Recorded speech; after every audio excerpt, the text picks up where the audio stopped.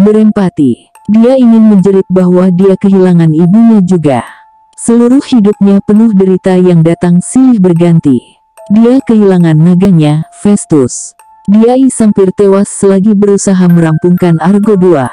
Sekarang ia telah menembaki perkemahan Romawi, kemungkinan besar di mulut peperangan, dan barangkali kehilangan kepercayaan semua temannya. Saat ini, ujar Leo, mencoba mengendalikan amarahnya, saya cuma butuh perunggu langit. Oh, itu gampang, kata Nemesis, di situ, di balik bunga kalian akan menemukan perunggu langit di sana, juga anak-anak manis. Tunggu, kata Hazel, anak-anak manis apa? Nemesis memasukkan kue ke mulut dan menelannya bulat-bulat, beserta ramalan keberuntungannya. Nanti akan kalian lihat sendiri. Barangkali mereka akan memberimu pelajaran, Hazel. Levesque. Sebagian besar pahlawan tidak dapat melarikan diri dari fitrah mereka, sesudah diberi kesempatan kedua sekalipun. Dia tersenyum. Omong-omong tentang saudaramu, Nico, kau tidak punya banyak waktu lagi. Coba ku ingat-ingat sekarang tanggal 25 Juni kan? Ya, setelah hari ini, tinggal 6 hari. Kemudian, Nico akan meninggal, beserta seisi kota Roma. Mata Hazel membelalak. Bagaimana apa? Sedangkan kau, anak api. Nemesis menoleh kepada Leo. Cobaan terberat masih menantimu. Kau akan selalu jadi orang luar, roda ketujuh. Kau takkan menemukan tempat di antara saudara-saudara seperjuanganmu. Tidak lama lagi, kau akan menghadapi masalah yang tidak dapat kau pecahkan, tapi aku bisa membantumu dengan imbalan tertentu. Leo mencium asap. Dia menyadari bahwa jemari kirinya terbakar, sedangkan Hazel menatapnya dengan ngeri. Leo menjejalkan tangan ke dalam saku untuk memadamkan api. Saya suka memecahkan masalah sendiri. Ya, sudah. Nemesis menepiskan remah-remah kue dari jaketnya. Tetapi, Mimem, imbalan macam apa yang Anda maksud? Sang Dewi mengangkat bahu. Salah satu anakku baru-baru ini menukar matanya dengan kemampuan untuk menciptakan perubahan nyata di dunia ini. Perut Leo melilit-lilit. Anda menginginkan mata sebagai imbalan. Dalam kasusmu, pengorbanan lain barangkali memadai, tetapi sesuatu yang sama menyakitkannya seperti kehilangan mata ini. Nemesis menyerahkan dot kue keberuntungan yang masih utuh. Jika kau memerlukan jawaban, patahkan ini. Masalahmu terpecahkan. Tangan Leo gemetaran saat dia memegang kue keberuntungan itu. Masalah apa? Kau akan tahu ketika waktunya tiba. Tidak, makasih, ujar Leo tegas. Namun, tangannya seolah-olah punya kehendak sendiri, menyelipkan kue tersebut ke dalam nitku di sabuk perkakas. Nemesis lagi-lagi mengambil kue dari karung dan membelahnya hingga terbuka. Tidak lama lagi kau harus menimbang ulang. Oh, aku suka yang ini. Tidak perlu diubah. Sang Dewi menyegel ulang kue tersebut dan melemparnya ke keranjang. Sangat sedikit dewa yang bisa membantu kalian dalam isi ini. Sebagian besar sudah tak berdaya, dan kebingungan yang melanda mereka akan semakin parah. Ada satu hal yang mungkin bisa mempersatukan Olympus lagi, dendam lama yang akhirnya ditebus. Ah, manis sekali andaikan itu terjadi, neraca keadilan akan kembali setimbang. Tetapi itu takkan terjadi kecuali kau menerima bantuanku. Saya duga Anda tidak berkenan memberitahu kami apa yang Anda maksud. Hazel menggerutu. Atau apa sebabnya umur adik saya Nico tinggal 6 hari lagi? Atau, mengapa Roma akan binasa? Nemesis terkekeh. Dia bangkit dan menyandangkan karung kue ke bahunya. Oh, semuanya berkaitan, Hazel Levesque. Terkait tawaranku, Leo Valdez, pikir-pikirlah dulu. Kau anak baik, pekerja keras. Kita bisa berbisnis. Tetapi aku sudah menahan kalian terlalu lama. Kalian sebaiknya mengunjungi kolam cermin selagi masih terang. Si pemuda malang yang kena kutuk jadi rewel ketika gelap. Leo tidak suka mendengarnya, tapi sang dewi keburu naik ke sepeda motornya. Kendati rodanya berbentuk seperti Pac-Man, ternyata motor itu dapat dikendarai, sebab Nemesis menyalakan mesin dan menghilang, meninggalkan kepulan asap hitam berbentuk jamur di belakang. Hazel membungkuk. Semua kue sobek dan ramalan keberuntungan telah lenyap, hanya meninggalkan secarik kertas kusut. Dia memungut kertas itu dan membaca, "Kau akan melihat pantulan dirimu, dan menyaksikan sesuatu yang akan membuatmu berputus asa." "Fantastis," gerutu Leo, "ayo kita lihat apa maksudnya itu." Bab 7. Leo. "Bibi Rosa itu siapa?" tanya Hazel. Leo tidak mau membicarakan Bibi Rosa. Kata-kata Nemesis masih berdengung di telinganya. Sabuk perkakas terasa semakin berat sejak Leo menyimpan kue keberuntungan di sana, padahal mustahil. Sabuk perkakas dapat memuat apa saja tanpa bertambah berat. Benda yang paling mudah pecah sekalipun takkan rusak di dalamnya. Namun demikian, Leo membayangkan dia bisa merasakan kue itu di dalam sana, membebaninya, menanti patahkan. "Ceritanya panjang," kata Leo, "dia menelantarkanku sesudah ibuku meninggal, menyerahkanku ke dinas sosial. Aku ikut prihatin. Ya, mau bagaimana lagi?" Leo tidak sabar, ingin buru-buru mengubah topik pembicaraan. "Bagaimana denganmu? Yang dikatakan Nemesis soal adikmu?" Hazel berkedip, seakan matanya kemasukan garam. "Niko, dia menemukanku di dunia bawah. Dia membawaku kembali dunia fana dan meyakinkan bangsa Romawi di perkemahan Jupiter agar menerimaku. Aku berutang budi padanya karena sudah memberiku kesempatan kedua untuk hidup. Jika Nemesis benar, dan Niko sedang dalam bahaya, aku harus menolongnya." "Tentu saja," kata Leo, meskipun hal itu membuatnya was-was. Leo ragu Dewi Pembalasan pernah memberi saran semata-mata karena kebaikan hatinya. Yang dikatakan Nemesis tentang adikmu yang hidupnya tinggal 6 hari lagi, dan Roma yang bakal binasa, ada gambaran tentang maksud Nemesis sebenarnya. "Entahlah," Hazel mengakui, "tetapi aku khawatir." Apapun yang dipikirkan Hazel, dia memutuskan tak membagi pendapatnya. Hazel menaiki salah satu batu yang paling besar supaya bisa melihat lebih jelas. Leo mencoba mengikuti dan kehilangan keseimbangan. Hazel menangkap tangan Leo dan menariknya ke atas. Kini keduanya mendapati diri mereka tengah berdiri di atas batu sambil bergandengan dan bertatapan. Mata Hazel berkilauan seperti emas. "Mendapatkan emas mudah saja bagiku," katanya tadi. Menurut Leo, kelihatannya tidak seperti itu, tidak ketika dia memandang Hazel.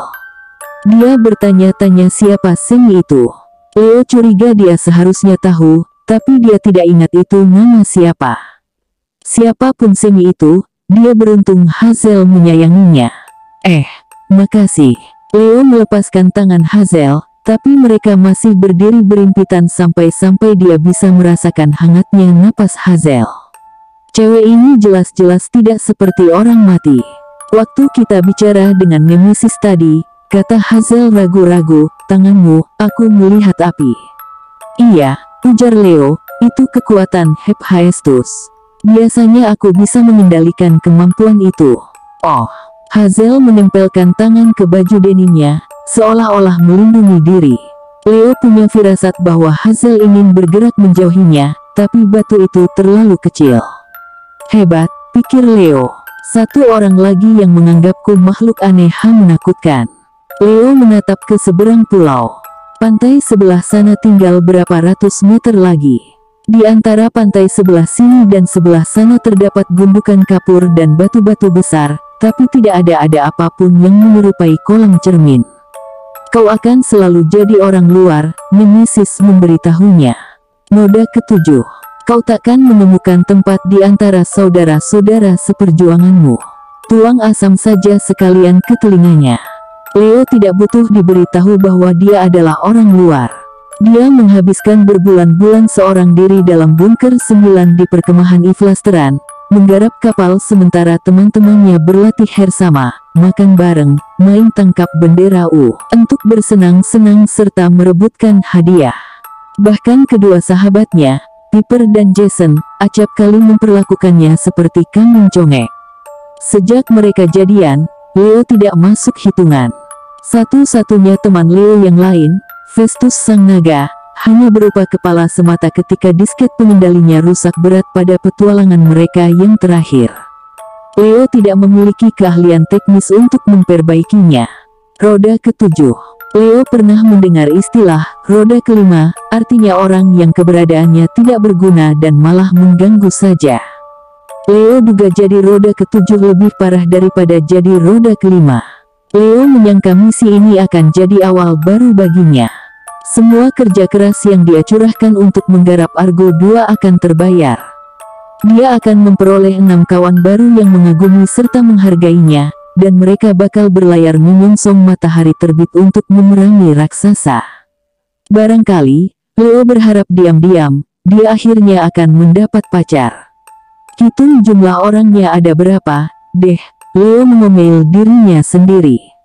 Nemesis benar, Leo mungkin memang merupakan bagian dari ketujuh orang itu, tapi dia tetap saja terisolasi. Dia telah menembaki bangsa Romawi dan menjerumuskan teman-temannya dalam kesulitan. Kau takkan menemukan tempat di antara saudara-saudara seperjuanganmu, Leo, tanya Hazel lembut. Ucapan Nemesis jangan kau ambil hati. Leo mengerutkan kening. Bagaimana kalau kata-katanya benar? Dia Dewi Pembalasan. Hazel mengingatkan Leo.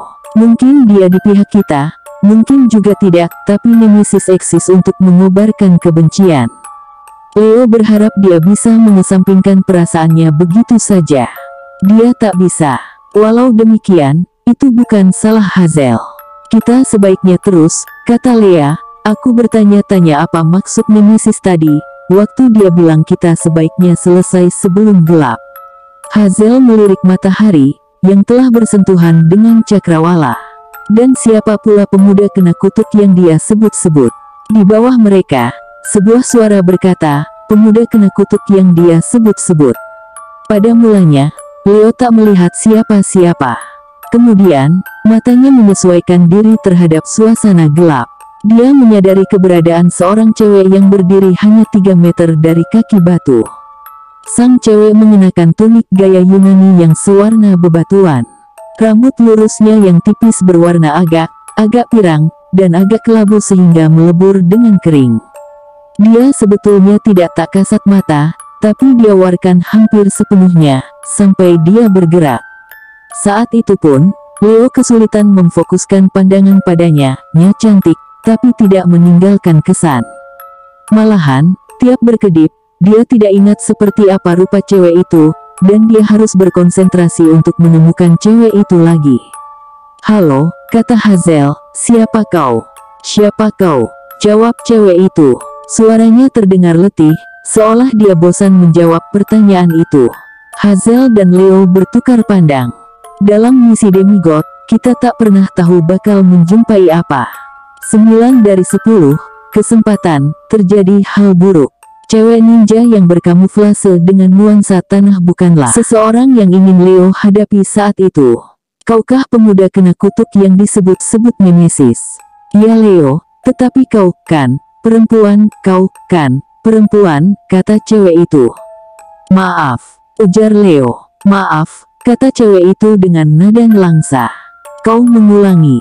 Leo terdiam. Oh, tunggu dulu, Hazel. Bukankah ada mitos soal cewek yang membeo semua ucapan? Eko, kata Hazel. Eko. Cewek itu bersepakat. Dia bergeser, gaunnya berubah hingga selaras dengan bentang alam. Matanya sewarna air laut. Leo berusaha mengingat-ingat penampilannya, tapi tak bisa. Aku tidak ingat mitos itu. Leo mengakui. Kau dikutuk mengulangi hal terakhir yang kau dengar. Kau dengar, kata Eko. Kasihan, kata Hazel, kalau tidak salah, seorang dewi yang melakukan ini. Seorang dewi yang melakukan ini. Eko mengonfirmasi. Leo garuk-garuk kepala. Tetapi bukankah kejadiannya sudah ribuan tahun? Oh, kau salah satu manusia fana yang kembali lewat pintu ajal. Aku sungguh berharap tak bakal berpapasan lagi dengan orang yang sudah mati. Orang yang sudah mati, kata Eko. Nada bicaranya seperti memarahi Leo. Leo menyadari bahwa Hazel menunduk, menatap kakinya. Sorry, gumam Leo, maksudku bukan begitu. Begitu. Eko menunjuk pantai di sisi jauh pulau. Kau ingin menunjukkan sesuatu pada kami? Tanya Hazel. Dia menuruni batu, Leo mengikuti. Dari dekat sekalipun, Eko susah dilihat. Malahan, semakin lama Leo memandanginya, Eko justru semakin tak kasat mata. "Kau yakin kau sungguhan?" tanya Leo. "Maksudku terbuat dari darah dan daging." "Darah dan daging." Eko menyentuh wajah Leo membuatnya berjengit. Cemari Eko hangat. "Jadi, kau harus mengulangi semuanya?" tanya Leo. "Semuanya." Leo mau tak mau tersenyum. "Asyik, nih, kata Eko tidak senang. Gajah biru, cium aku, bodoh. Hei, Leo, pinta Hazel, jangan goda dia. Eko sepakat. Oke, ujar Leo, meskipun dia harus melawan hasratnya. Setiap hari dia bertemu seseorang yang dilengkapi fitur. "Jadi, apa yang kau tunjuk? Apa kau butuh bantuan?" Eko mengiyakan. Dia memberi mereka isyarat mengikuti, kemudian berlari menyusuri turunan. Leo hanya mengikuti jejak Eko dengan cara mengamati pergerakan rumput serta denyar gaunnya yang berubah-ubah senuansa batu. "Kita sebaiknya bergegas," kata Hazel, "atau kita bakal kehilangan dia." Mereka menemukan masalah tersebut, jika segerombolan cewek cantik bisa disebut masalah. Eko menuntun mereka menyeberangi padang rumput yang berbentuk seperti kawah bekas ledakan, telaga di tengah-tengahnya. Di tepi air, berkumpullah beberapa lusin peri hutan. Setidaknya menurut tebakan Leo mereka adalah peri hutan. Seperti peri hutan di perkemahan blasteran, mereka mengenakan rok terusan berbahan tipis halus bertelanjang kaki. Raut wajah mereka mirip bidadari imut, sedangkan kulit mereka kehijauan. Leo tidak mengerti apa yang sedang mereka lakukan, tapi mereka semua berkerumun di satu tempat, menghadap telaga dan saling sikut supaya bisa melihat lebih jelas. Sebagian menodongkan ponsel berkamera, berusaha memotret dari atas kepala yang lain. Leo tak pernah melihat peri pohon berponsel. Leo bertanya-tanya apakah mereka sedang menonton jasad tak bernyawa. Jika memang demikian, kenapa mereka berjingkrak-jingkrak dan cekikikan penuh semangat? "Mereka sedang melihat apa?" Leo bertanya. "Melihat apa?" desah Eko. "Hanya satu cara untuk mencari tahu." Hazel berderap maju dan mulai main sikut untuk menembus kerumunan. "Maaf, permisi." "Hei," protes salah satu peri, "kami di sini duluan." "Iya," dengus yang lain, "dia tak bakal tertarik padamu." Pipi peri hutan yang kedua dicoreng gambar hati besar dar tinta merah. Di atas gaunnya, dia mengenakan kaos bertuliskan "OMG, aku N." Ada urusan demigod," kata Leo, berusaha terkesan formal, "tolong beri jalan." "Makasih." Para peri hutan menggerutu, tapi mereka membukakan jalan sehingga tampaklah seorang pemuda yang sedang berlutut di tepi telaga sambil menatap air lekat-lekat. Leo biasanya tidak memerhatikan tampang cowok-cowok lain. Leo duga penyebabnya karena dia sering bareng Jason, tinggi, pirang, maco, dan pada dasarnya merupakan tipe cowok sempurna yang jauh sekali dari Leo.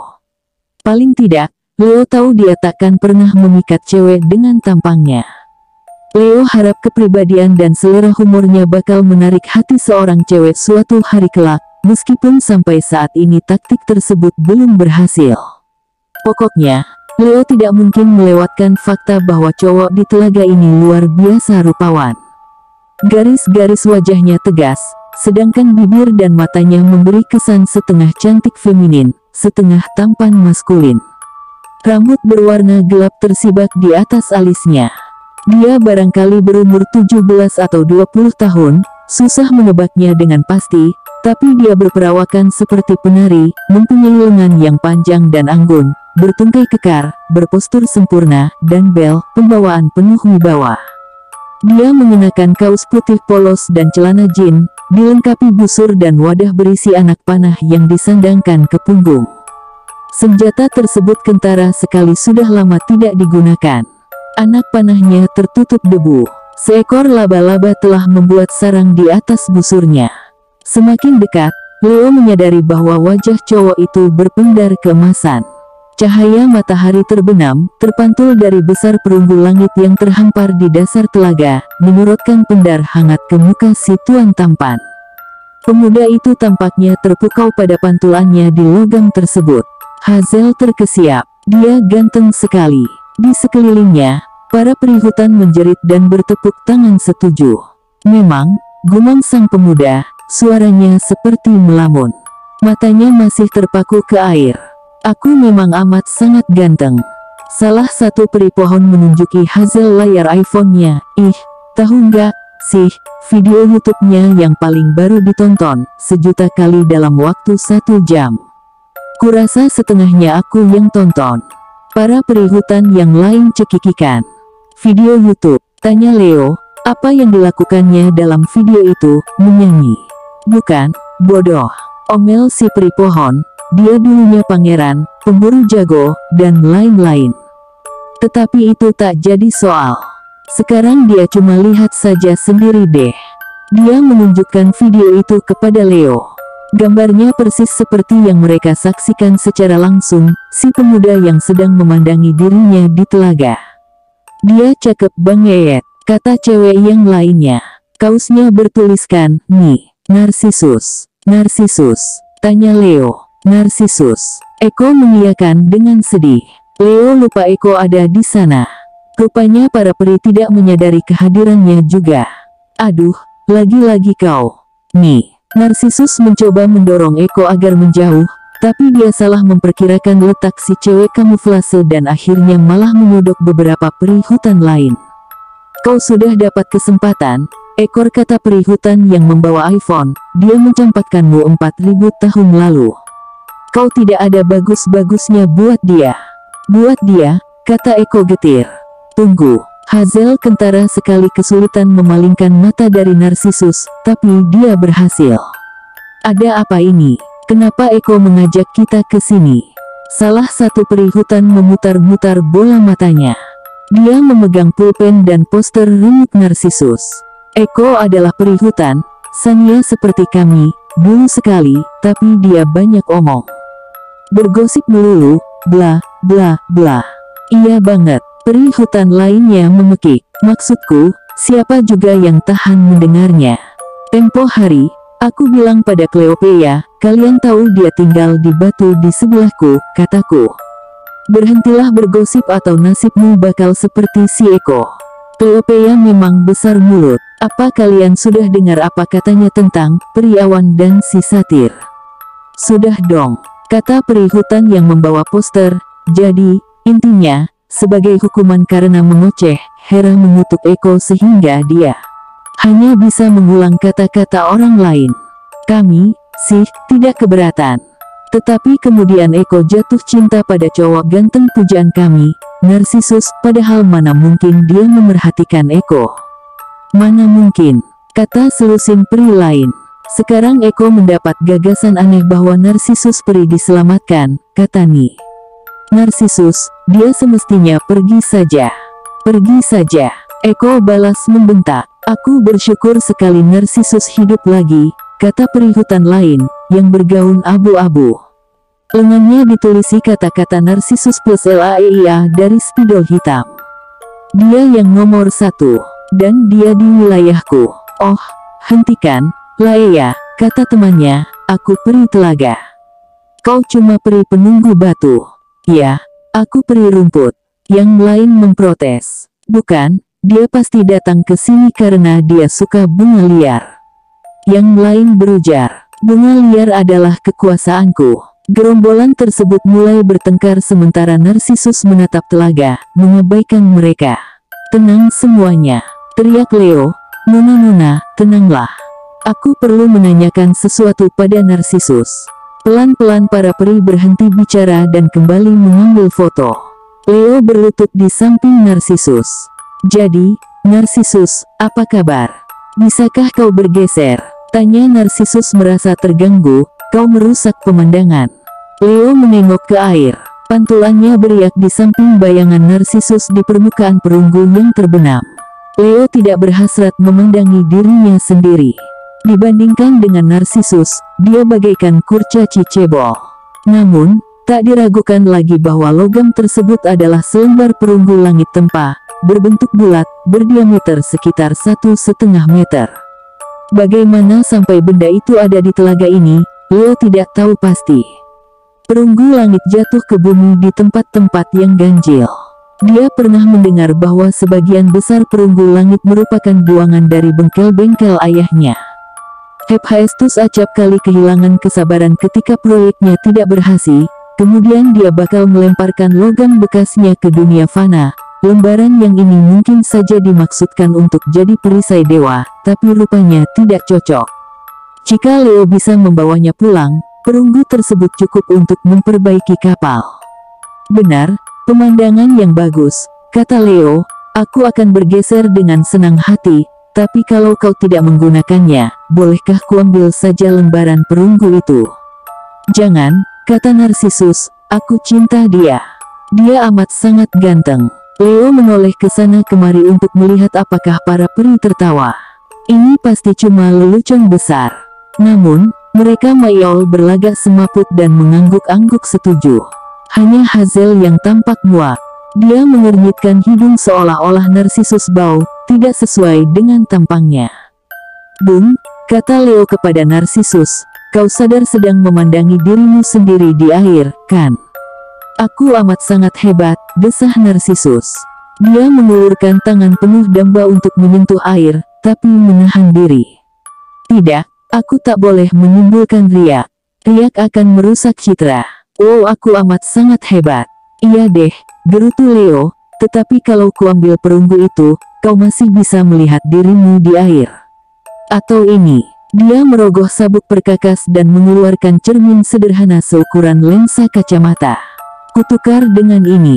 Narsisus mengambil cermin dengan enggan, kemudian mengagumi dirinya sendiri. Kau juga membawa-bawa gambar diriku.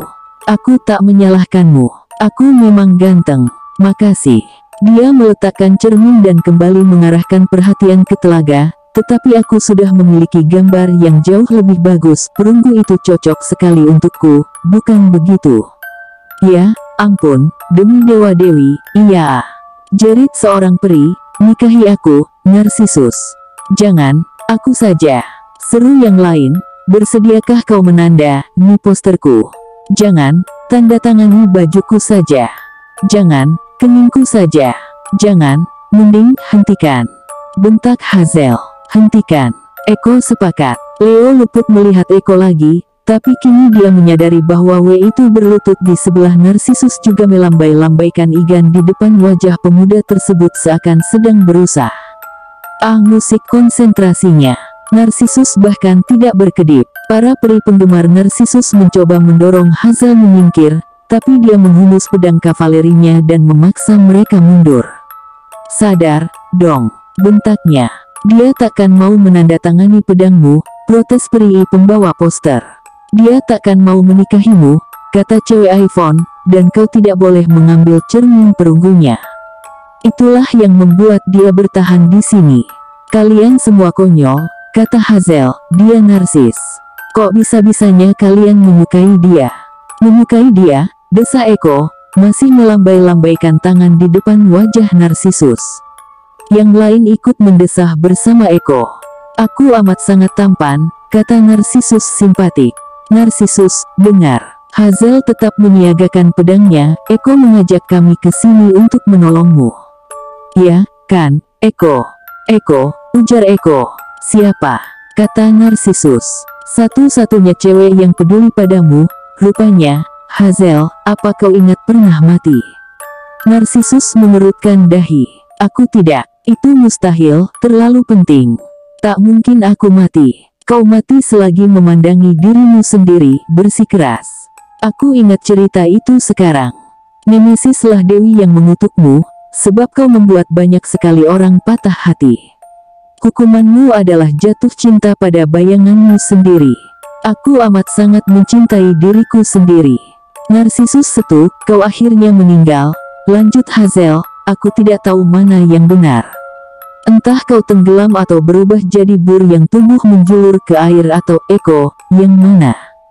Yang mana? Kata Eko tanpa daya. Leo berdiri. Tidak jadi soal. Intinya adalah, kau hidup labung. Kau mendapat kesempatan kedua. Itulah yang Nem coba sampaikan pada kami. Kau bisa bangun dan melanjutkan hidup. Eko berusaha menyelamatkanmu. Atau kau bisa diam sini dan menatap dirimu sendiri sampai kau mati lagi. Diam di sini saja. Semua peri hutan berteriak. Nikahi aku sebelum kau meninggal, salah satu peri hat memekik. Narsisus menggelengkan kepala. Kau hanya menginginkan bayanganku. Aku tak menyalahkanmu, tapi kau tidak boleh memilikinya. Aku adalah milikku. Hazel mendesah jengkel. Dia melirik matahari, yang mak rendah saja di kaki langit. Lalu dia mengedikkan pedangnya tepi kawah. Leo, bisa kita bicara sebentar? Permisi, kata Leo kepada Narsisus. Eko, mau ikut? Mau ikut. Para peri berkumpul mengelilingi Narsisus lagi dan mulai rekam video baru serta mengambil lebih banyak foto. Hazel berjalan sampai mereka sudah di luar jangkauan dengaran. Nemesis Bena katanya, sebagian demigod tak ipat mengubah fitrah mereka. Narsisus akan tinggal di sini, satu impai dia meninggal lagi. Tidak, kata Leo. Tidak, Eko sepakat. Kita butuh perunggu itu, ujar Leo. Kalau kita mengambilnya, mungkin Narsisus bakal sadar. Eko bisa saja mendapatkan kesempatan untuk menyelamatkan dia. Kesempatan untuk menyelamatkan dia, kata Eko penuh makasih. Hazel menghunjamkan pedangnya ke tanah. Bisa juga membuat beberapa lusin peri hutan marah besar pada kita, katanya. Siapa tahu Narsisus masih tahu caranya menembakkan panah. Leo menimbang-nimbang hal tersebut. Matahari sudah hampir terbenam sepenuhnya. Nemesis menyebutkan bahwa Narcissus jadi rewel sesudah gelap, barangkali karena dia tak dapat melihat pantulannya lagi.